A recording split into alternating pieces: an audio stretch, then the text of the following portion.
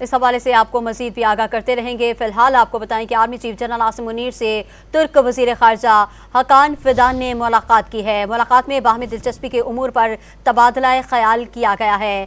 ISPR کے مطابق GHQ Rawalpindi میں ہونے والی ملاقات میں دونوں اطراف نے تاریخی، ثقافتی اور مذہبی رشتوں پر قائم دونوں ممالک کے درمیان گہرے تعلقات پر اطمینان کا اظہار کیا۔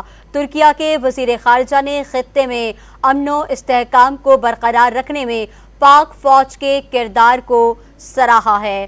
آپ کو بتائیں کہ ترکیہ کے وزیر خارجہ اس وقت پاکستان میں موجود ہیں اور نائب وزیر اعظم نے ان کا پرتپاک استقبال کیا ہے اور وہ اس وقت army chief general Asim Munir سے ترک وزیر خارجہ حقان فیدان ملاقات کر رہے ہیں۔ ملاقات میں باہمی دلچسپی کے امور پر تبادلہ خیال کیا گیا ہے۔